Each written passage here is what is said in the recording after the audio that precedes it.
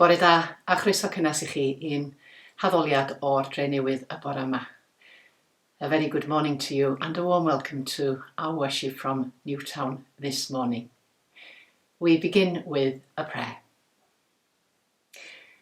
Dduw Dad, diolch I ti am y cymundeb hwn. Thank you, Lord, for this fellowship as we gather with people who live close by and who live further afield.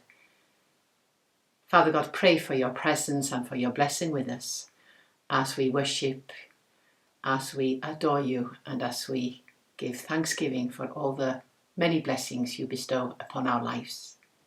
In the name of God, Father, Son, and Holy Spirit. Amen. A lovely song to lead us into our worship. I have decided to follow Jesus. I have decided to follow Jesus. I have decided to follow Jesus. I have decided to follow Jesus. No turning back, no turning back. Though none go with me, I still will follow. Though none go with me, I still will follow. Though none go with me, I still will follow. No turning back, no turning back. The world behind me, the cross before me. The world behind me, the cross before me. The world behind me, the cross before me.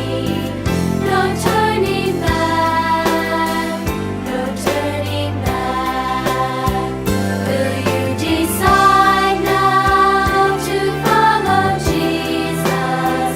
Will you decide now to follow Jesus? Will you decide now to follow Jesus? No turning back, no turning back, no turning back, no turning back.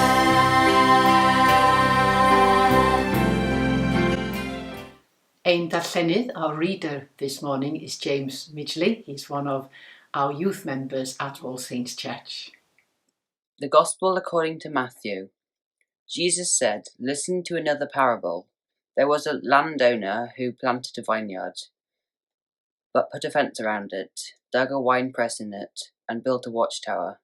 Then he leased it to tenants and went to another country.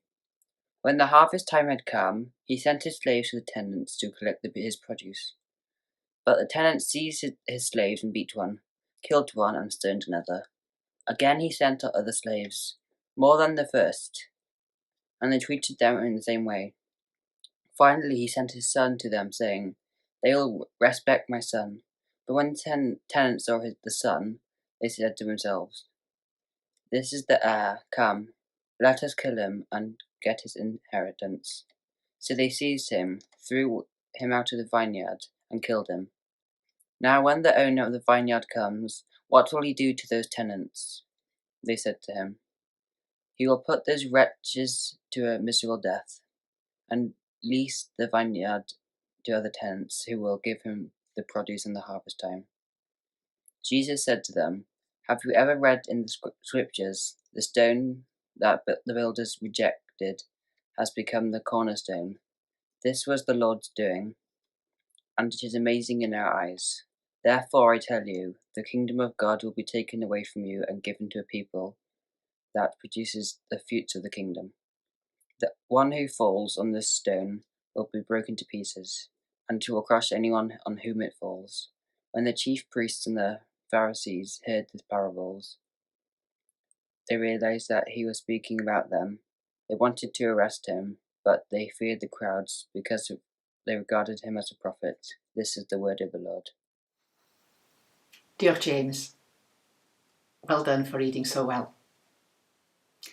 Well, Jesus is at loggerheads yet again with the religious leaders of his day, or more accurately, the religious leaders are at loggerheads with Jesus. They are the ones with an issue. The religious leaders, considering Jesus to be a threat to the stability of society, are now finding themselves rejecting the message of Jesus and are at the extreme point of plotting to kill him. This is a very serious and critical situation. Jesus is fully aware.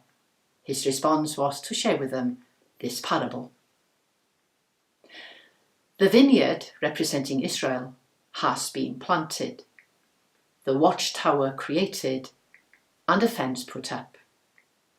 Now all that the landowner, representing God, needs is tenants to keep watch over the vineyard while the owner goes away. When the time for harvest comes, the landowner sends his slave to receive his share of the crops. But the tenants refuse, and instead they mistreat them very badly, even killing one of them. These slaves sent by the landowner, God, represent the prophets of the Old Testament times.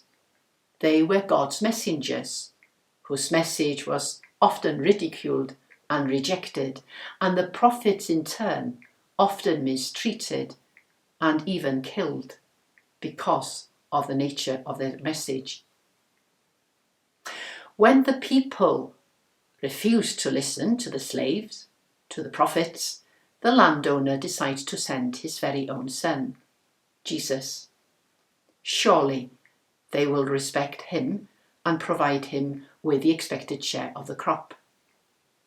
But when the landowner's son arrives, they decide to kill him in the disturbing and naive belief that they would get the inheritance. I want to say that for me today, the point of the parable is not the inheritance.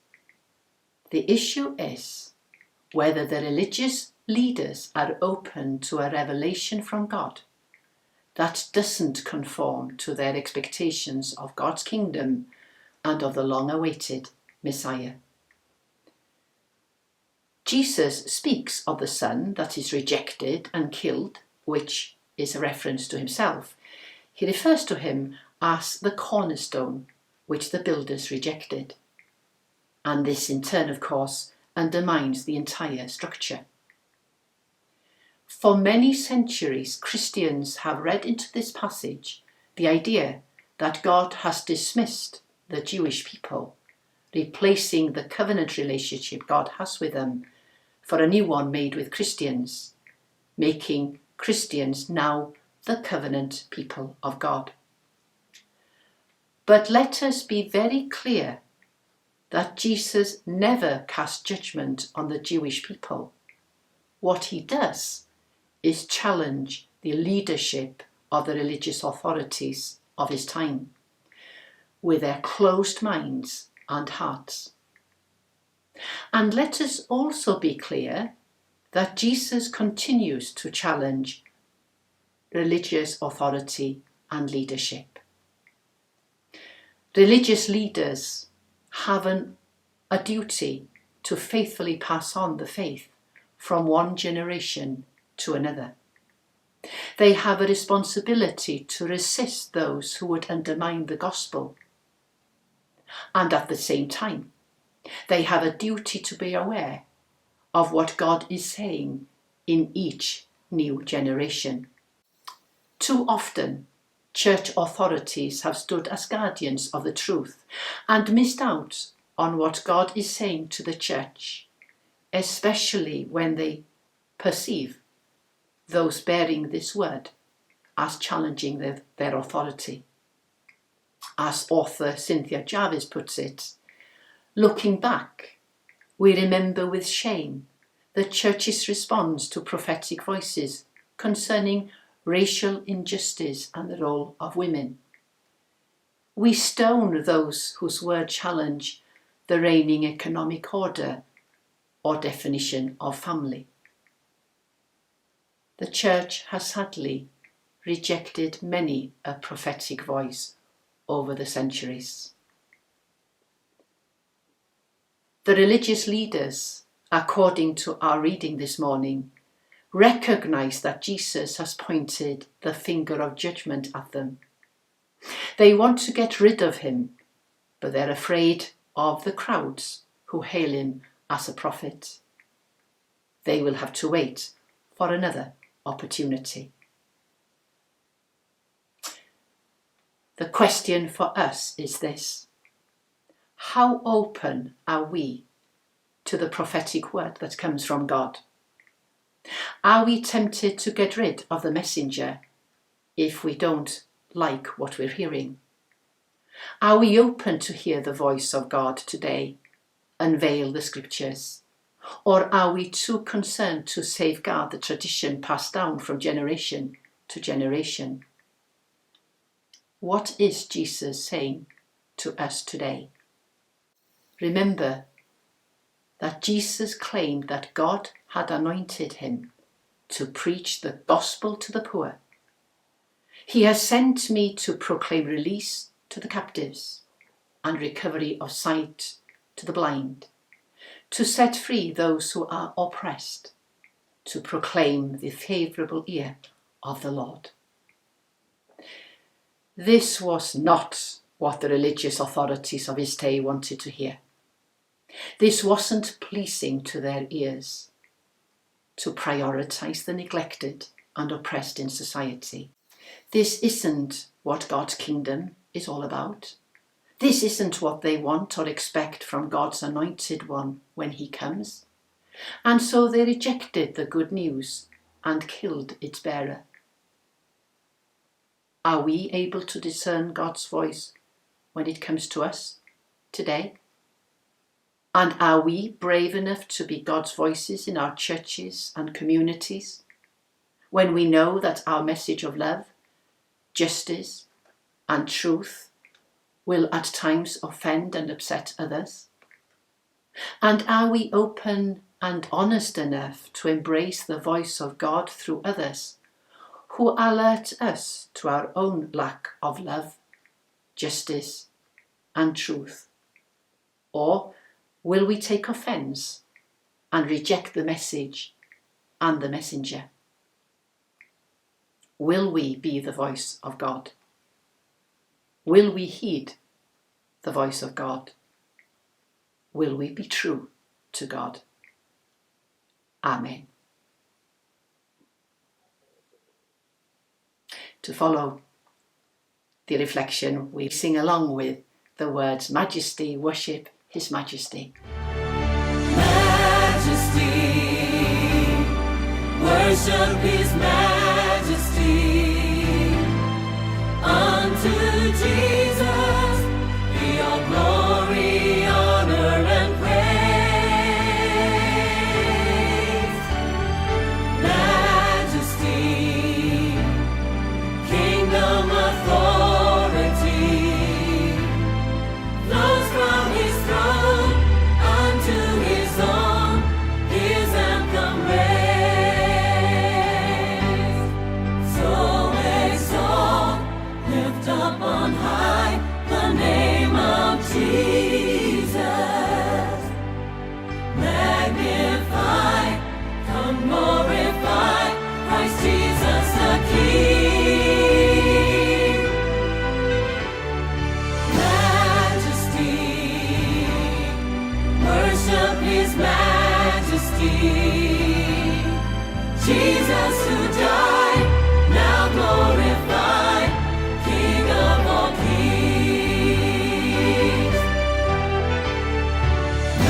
Majesty, worship His Majesty. Unto Jesus be all glory, honor, and praise. Majesty, kingdom authority flows from His throne unto His own, His anthem raised.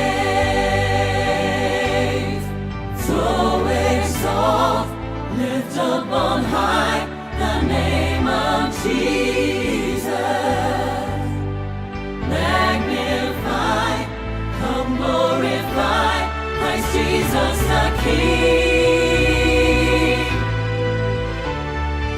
Majesty,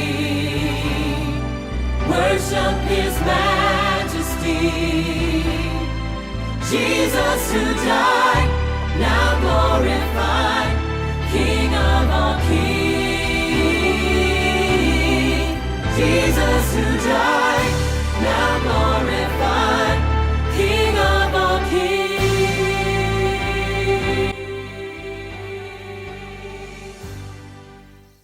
Newyddion on Heglisi, news from our churches.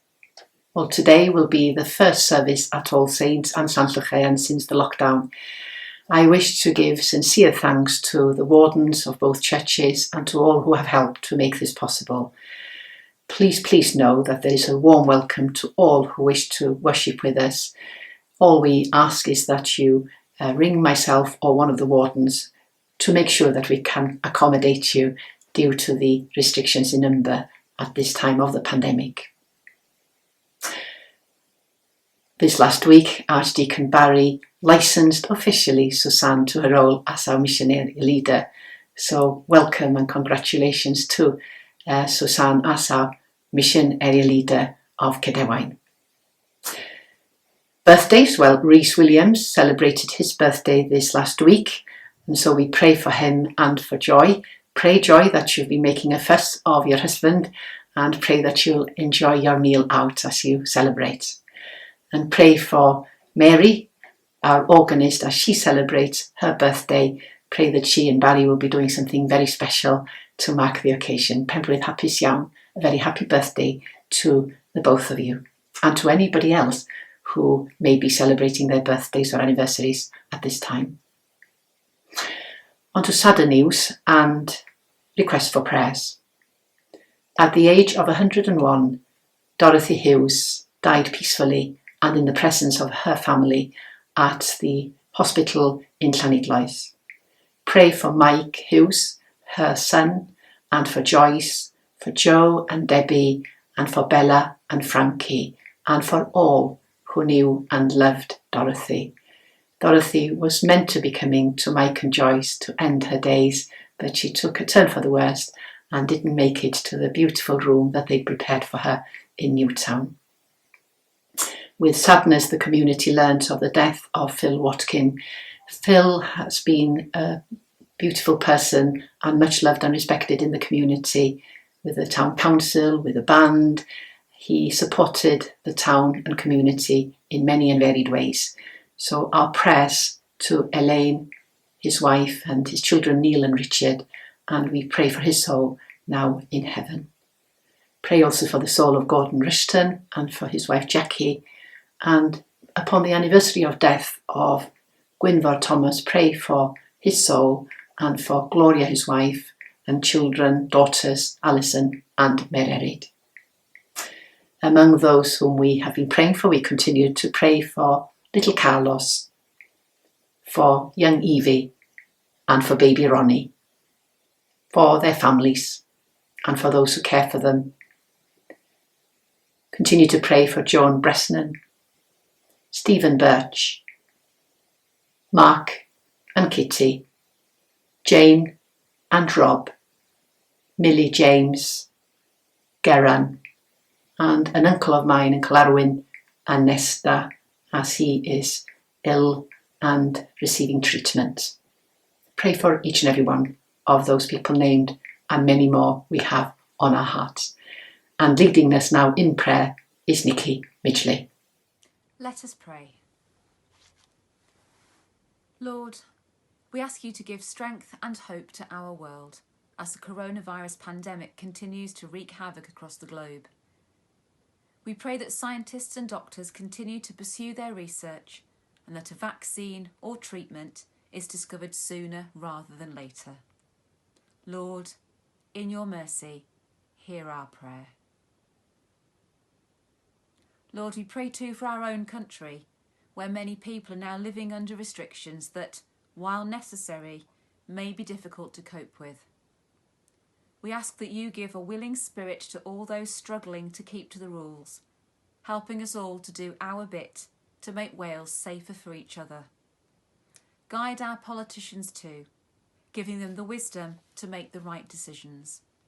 Lord, in your mercy, hear our prayer. Lord, we're so glad we can meet together this morning, albeit virtually. Help us to still feel like a real community of Christians in our own homes, and help us to rejoice at the slow reopening of our churches from this month onwards.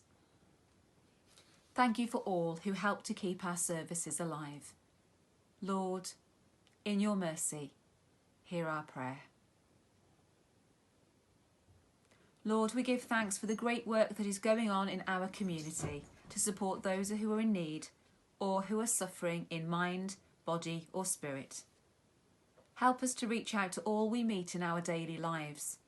We never know what impact our words and deeds can have on others. Lord, in your mercy, hear our prayer. Finally, Lord, we ask you to bless and guide us as we go about our lives this week. Give us moments of joy and laughter to help compensate for moments of anger and frustration. Help us to find the strength we need to cope with life's demands. Merciful Father, accept these prayers for the sake of your Son, our Saviour, Jesus Christ. Amen. Our Father, who art in heaven, hallowed be thy name. Thy kingdom come. Thy will be done on earth as it is in heaven.